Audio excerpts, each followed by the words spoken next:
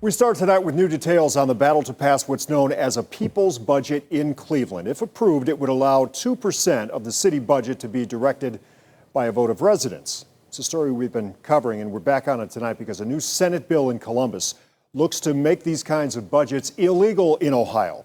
News 5 investigator Joe Paganakis has been reporting on this controversy for just about one full year now.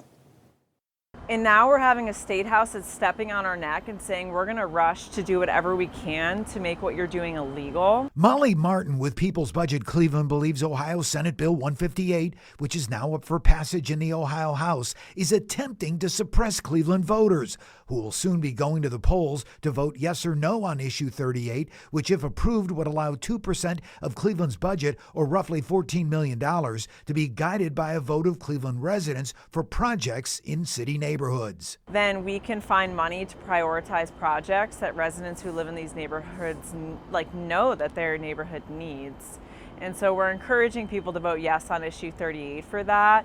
Joe, I'm always for local control. Cleveland City Council President Blaine Griffin is against Senate Bill 158, the measure introduced by State Senator Jerry Serino prohibiting residents voting on the allocation of public funds, essentially making participatory budgeting illegal in Ohio.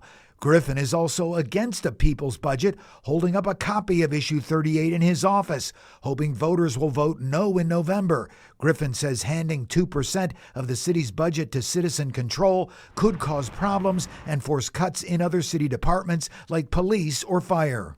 There's legal challenges with this. It's not written well.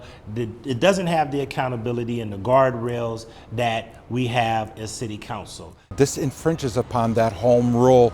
Representative Michael Skindle told News 5 he too is against Senate Bill 158, but says he'll propose an amendment to the measure in the coming weeks, which would give Cleveland City Council the final decision on all projects proposed by voters and the People's Budget Committee. People's budgeting can work effectively, but I think you do have to have council weigh in at the end to make sure it's an appropriate allocation of people's taxpayer dollars. And Representative Skindle says it's not clear whether Senate Bill 158 would be voted upon in the House before the November election.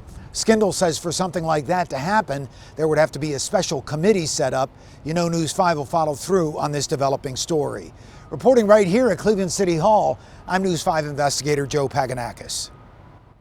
Okay, News 5 did reach out to State Senator Jerry Serino about his Senate Bill 158. We're waiting for a response. On his webpage, the state senator said the bill is, quote, essential to safeguard the budgeting authority of city councils and city financial stability.